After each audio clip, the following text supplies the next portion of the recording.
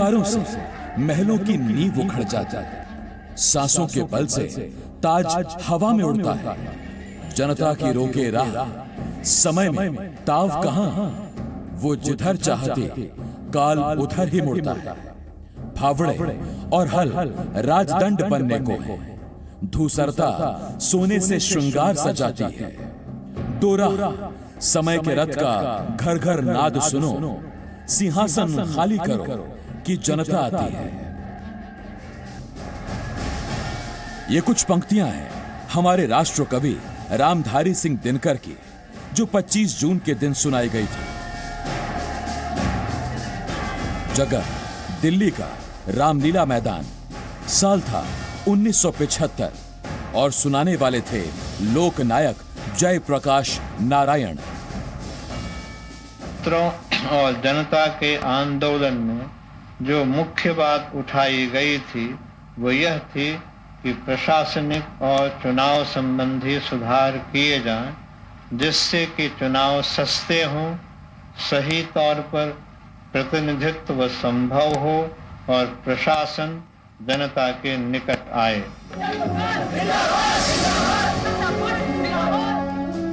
गौरतलब है कि अब के करीब 75% भारतीयों का तब जन्म भी नहीं हुआ था, तब की यह घटना है। लेकिन इस दिन का असर आज भी है और सदैव रहेगा।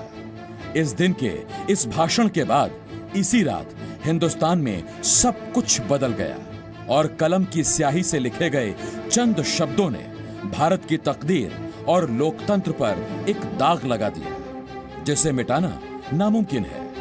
और इसे कहा जाता है आपातकाल की काली रात।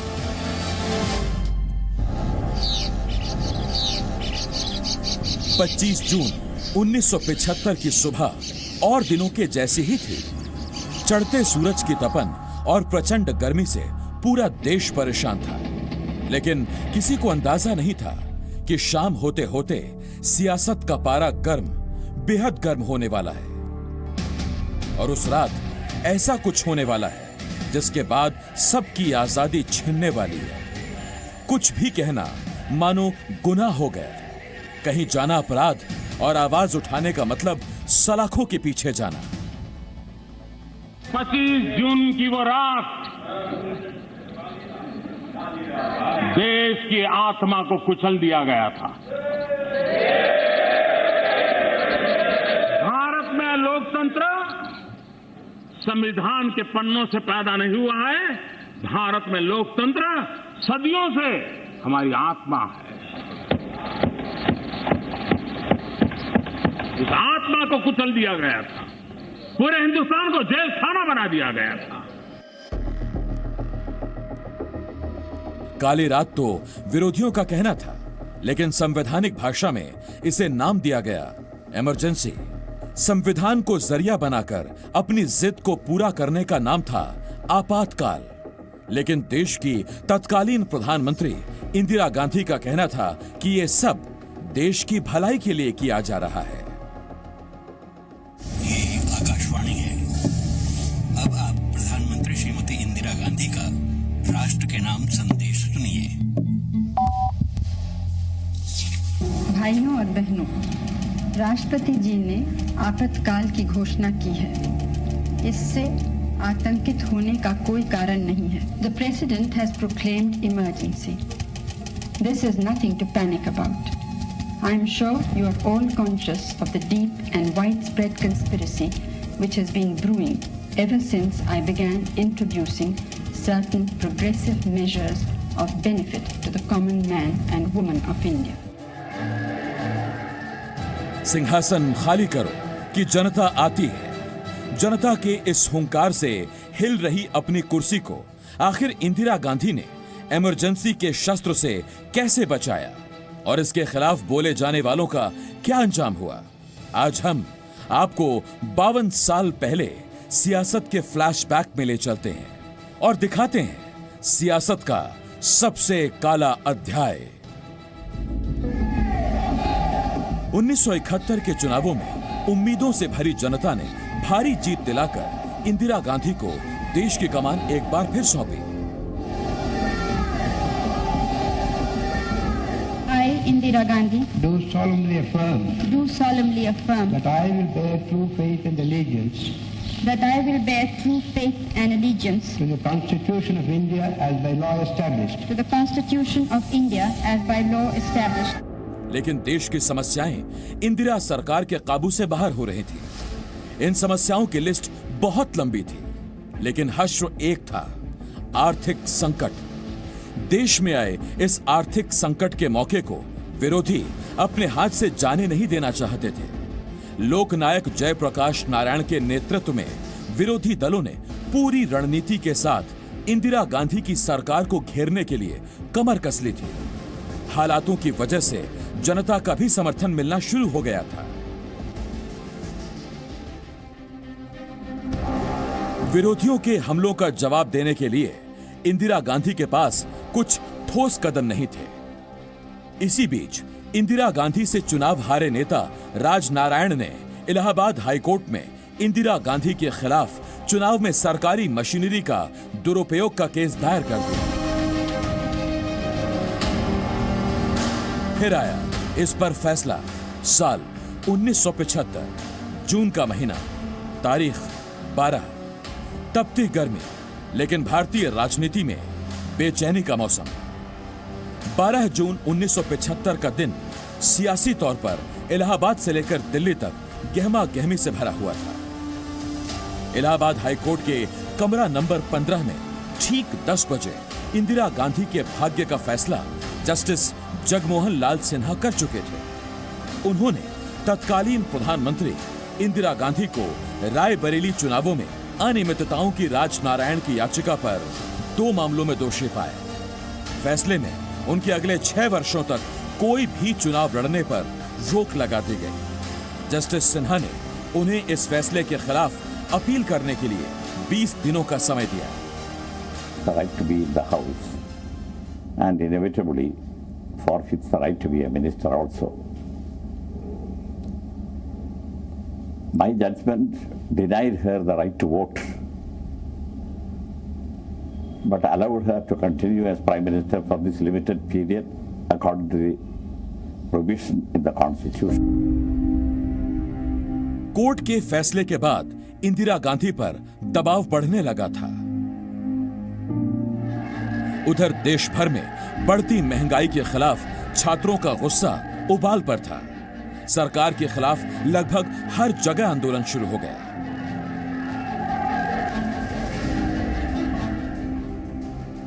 विपक्ष की ओर से लगातार इंदिरा के इस्तीफे की मांग की जा रही थी। सलाहकारों से राय मशविरा करने के बाद इंदिरा गांधी ने सुप्रीम कोर्ट में हाई कोर्ट के फैसले के खिलाफ अपील की। सुप्रीम कोर्ट ने उन्हें शर्तों के साथ स्टे ऑर्डर दिया। उन्हें सांसद बने रहने का अधिकार मिला, लेकिन संसदीय कार्यवाही से दूर रहने का आदेश भी मिला। जयप्रकाश नारायण सत्ता के खिलाफ आंदोलन की अगुवाई कर रहे थे। 25 जून को दिल्ली के रामलीला मैदान की रैली ने देश के राजनीतिक हालात की पूरी तस्वीर बदल कर रख दी। इस रैली में लाखों लोग शामिल हुए। जेपी ने रामलीला मैदान की रैली को संबोधित करते हुए राष्ट्रकवि रामधारी सिंह दिनकर की कविता सिंहासन खाली करो कि जनता आती है से अपने भाषण की शुरुआत की। इसका जबरदस्त असर हुआ। सत्तासीन लोगों के पांव के नीचे की धरती हिल उठी। उन्हें इस बात का अंदेशा नहीं था कि रामलीला मैदान में लोगों की इतनी बड़ी भीड़ जमा होगी। इंदिरा गांधी अब चारों तरफ से घिर चुकी थी। अब इंदिरा गांधी के सामने 2 ही रास्ते बचे थे, या तो वो इस्तीफा दें या कोई और बड़ा कदम उठाएं। इंदिरा गांधी ने दूसरा रास्ता चुना, जो लोकतंत्र का काला अध्याय साबित हुआ। उन्होंने बेहद गोपनीय तरीके से आपातकाल लगाने का इंतजाम करना शुरू कर दिया। इस प्लानिंग में सिर्फ उनके कुछ करीबी लोग ही शामिल थे और 25 जून 1975 की रात को लोकतंत्र का काला अध्याय लिख दिया गया। इंदिरा गांधी के करीबी कहते हैं कि वो फैसले लेने में कतई देरी नहीं करती थी, लेकिन इमरजेंसी लगाने का फैसला इंदिरा गांधी के जीवन का सबसे बड़ा फैसला साबित होने वाला था और वो इस बात से अच्छी तरह वाकिफ थी। इसीलिए उन्हें कानून के एक ऐसे जानकार की जरूरत थी जो संविधान की धाराओं के जरिए आपातकाल लागू करवाने का रास्ता तैयार कर दे। ऐसे में पहला नाम सामने आता है तत्कालीन कानून मंत्री का, यानी HR गोखले का। लेकिन इंदिरा ने कानून मंत्री पर भरोसा नहीं किया। इंदिरा गांधी अब तक ये तय कर चुकी थी कि इमरजेंसी ही वो हथियार है जिसके जरिए देश में खुद के खिलाफ बिगड़ते माहौल और डगमगाती कुर्सी को बचाया जा सकता है। 25 जून की सुबह एक सफदरजंग रोड से उनके पर्सनल सेक्रेटरी R.K. धवन एक फोन करते हैं। ये फोन दिल्ली के बंग भवन में ठहरे पश्चिम बंगाल के मुख्यमंत्री सिद्धार्थ शंकर रे को किया जाता है। हेलो, सिद्धार्थ शंकर जी, नमस्कार, कैसे हैं आप? नमस्कार जी, मैं बिल्कुल ठीक हूँ। आप बताएं क्या समाचार हैं? जी, मैडम आपसे अभी मिलना चाहती है। सिद्धार्थ शंकर रे जब एक सफदरजंग रोड पहुंचे तो उन्हें अंदाजा हो गया था कि इंदिरा गांधी कुछ बड़ा करने की सोच रही हैं। अपने दफ्तर में इंदिरा गांधी एक बड़ी मेज के सामने बैठी हुई थी जिस पर खुफिया रिपोर्टों का ढेर लगा हुआ था। 2 घंटे की लंबी बातचीत के बाद इंदिरा गांधी ने सिद्धार्थ शंकर रे से कहा कि पूरे देश में अव्यवस्था फैल रही है। गुजरात और बिहार की विधानसभाएं भंग की जा चुकी हैं और इस तरह तो विपक्ष की मांगों का कोई अंत ही नहीं होगा। सिद्धार्थ शंकर रे इंदिरा गांधी का इशारा समझ चुके थे। रे ने कहा, मुझे वापस जाकर संवैधानिक स्थिति को समझने दीजिए। इंदिरा राजी हो गई, लेकिन यह भी कहा, आप जल्द से जल्द वापस आइए। इसके बाद वो सिद्धार्थ शंकर रे के लौटने का बेसब्री से इंतजार करने लगी। 25 जून 1975 को इंदिरा गांधी ने अपने सारे कार्यक्रम रद्द कर दिए।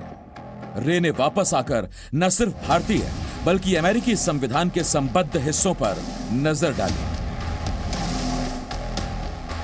वो दोपहर बाद 3:30 पर दोबारा एक सफदरजंग रोड पहुंचे और इंदिरा को बताया कि वो आंतरिक गड़बड़ियों से निपटने के लिए धारा 352 के तहत आपातकाल की घोषणा कर सकती हैं। इंदिरा ने सिद्धार्थ रे से कहा कि वो आपातकाल लगाने से पहले मंत्रिमंडल के सामने इस मामले को नहीं लाना चाहती। इस पर रे ने उन्हें सलाह दी कि वो राष्ट्रपति से कह सकती हैं कि मंत्रिमंडल की बैठक बुलाने के लिए पर्याप्त समय नहीं था। इंदिरा ने सिद्धार्थ शंकर रे से कहा कि वो इस प्रस्ताव को लेकर राष्ट्रपति के पास जाएं। अमेरिकी राइटर कैथरीन फ्रैंक अपनी किताब इंदिरा में लिखती हैं, इसका सिद्धार्थ रे ने यह कहकर विरोध किया कि वो पश्चिम बंगाल के मुख्यमंत्री हैं, प्रधानमंत्री नहीं। लेकिन उन्होंने ये पेशकश जरूर कर दी कि वो उनके साथ राष्ट्रपति भवन चल सकते हैं। दोनों शाम 5:30 बजे वहां पहुंचे। सारी बात तत्कालीन राष्ट्रपति फखरुद्दीन अली अहमद को समझाई गई। उन्होंने इंदिरा से कहा कि आप इमरजेंसी के कागज भिजवाइए। जब रे और इंदिरा वापस एक सफदरजंग रोड पहुंचे तब तक अंधेरा घिर आया था। रे ने इंदिरा के सचिव P.N. धर को ब्रीफ किया। धर ने अपने टाइपिस्ट को बुलाकर आपातकाल की घोषणा के प्रस्ताव को डिक्टेट कराया। कुछ घंटों में सारे कागज बनकर तैयार हो चुके थे, जिन्हें लेकर R.K. धवन राष्ट्रपति भवन पहुंचे, जहां राष्ट्रपति ने अपनी मुहर लगा दी।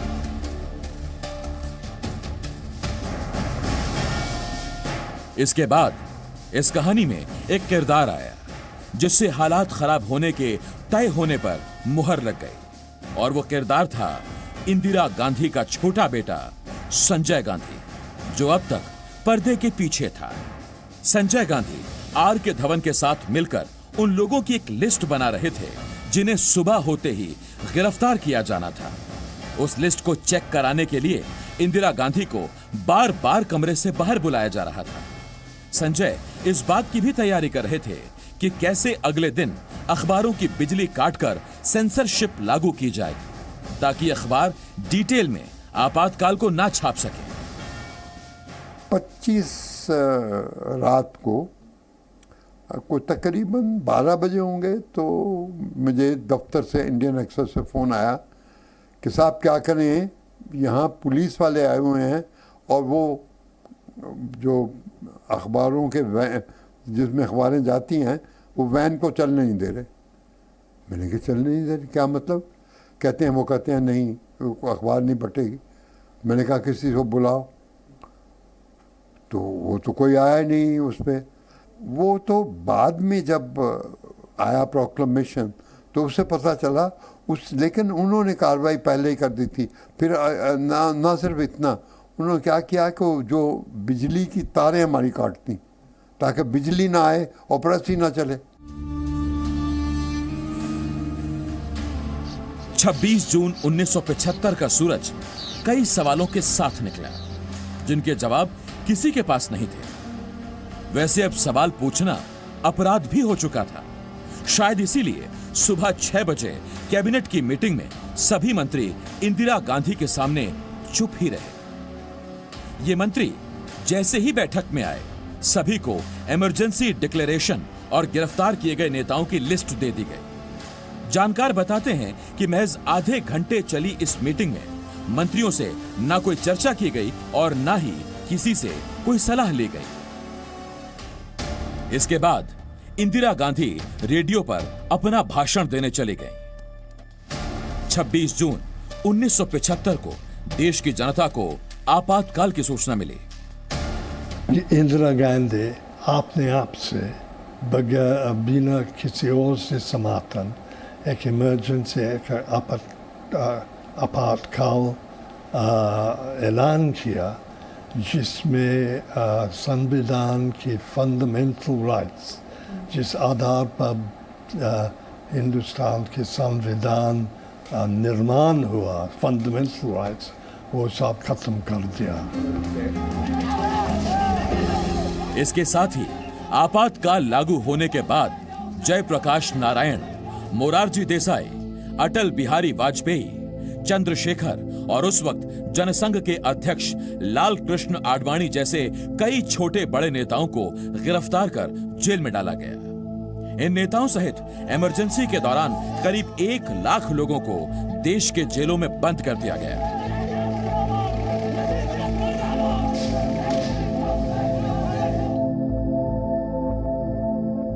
देश में संपूर्ण क्रांति का सपना लेकर के चल रहे जयप्रकाश जी नारायण के नेतृत्व में लाखों देशभक्तों को, लोकतंत्र प्रेमियों को जेलों में बंद कर दिया गया था। दिल्ली से ही सूचना मिली कि हमारे बहुत सारे साथियों को गिरफ्तार कर लिया गया है। जयप्रकाश नारायण जी को गिरफ्तार किया गया है, मोरारजी भाई को गिरफ्तार किया गया है, चंद्रशेखर जी को गिरफ्तार किया गया है। एजेंसी का अत्याचार कितना होगा उस वक्त की कल्पना भी नहीं थी। तो हमने पूरे विश्वविद्यालय में उसका एक प्रदर्शन निकाला और फिर एक स्थान पर जाकर हम लोगों ने भाषण दिए। इमरजेंसी लगी है ये तो अभी पूरी जानकारी भी मालूम नहीं थी। एक एफिजी जलाई और उसके बाद मुझे पुलिस ने गिरफ्तार कर लिया।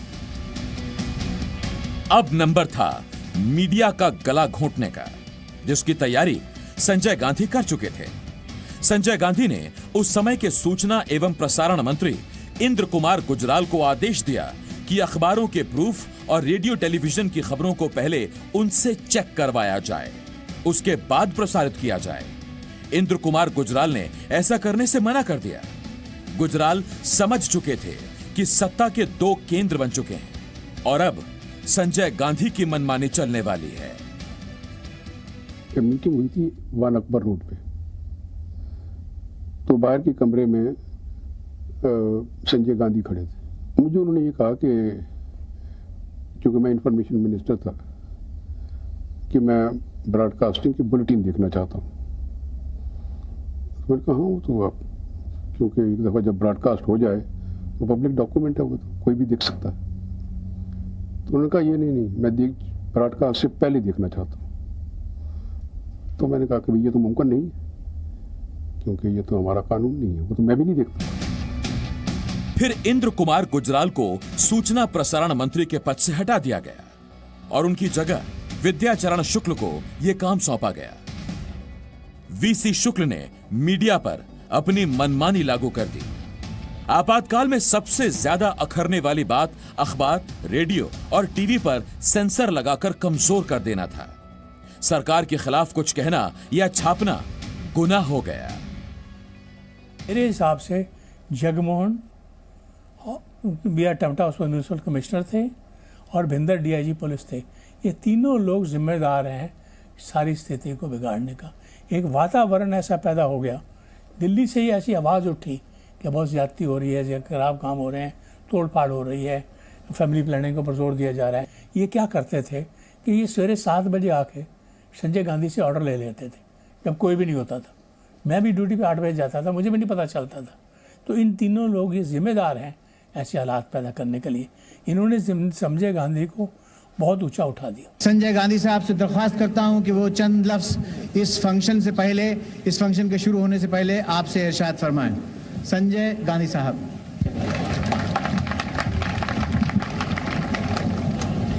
भाइयों और बहनों, मुझे यहाँ बहुत खुशी हुई है ये देख के कि हमारे जो फिल्म आर्टिस्ट हैं उन्होंने भी हमारे कार्यक्रम को सफल करने में अपना हाथ बटाया है। एक तरफ देश आपातकाल की आग में झुलस रहा था, दूसरी तरफ आपातकाल के स्क्रिप्ट राइटर्स में से एक संजय गांधी इस तरह के म्यूजिकल कंसर्ट आयोजित करके ये बताने की कोशिश कर रहे थे कि सब कुछ ठीक है। लेकिन सच्चाई इससे बिल्कुल अलग थी, क्योंकि संजय गांधी आपातकाल के दूसरे स्क्रिप्ट राइटर्स के साथ मिलकर एक दूसरी ही फिल्म तैयार कर रहे थे।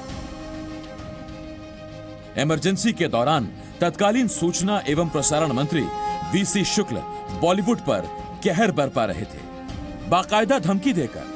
कहा जाता है कि उन्होंने फिल्मी गीतकारों और अभिनेताओं से इंदिरा गांधी और उनकी सरकार की प्रशंसा के गीत गाने और इसी तरह की फिल्में बनाने के लिए दबाव डाला। जो फिल्में इमरजेंसी के खिलाफ बनी उन्हें बैन भी कर दिया गया और उनके प्रिंट तक जला दिए गए। सबसे ज्यादा कहर बरपा नसबंदी और किस्सा कुर्सी जैसे फिल्मों पर। क्या मिल गया सरकार इमरजेंसी लगा के, इमरजेंसी लगा के, नसबंदी करा के हमारी बंसी बजा के, नसबंदी करा के हमारी छुट्टी करा के। वैसे नसबंदी एक अलग मसला था।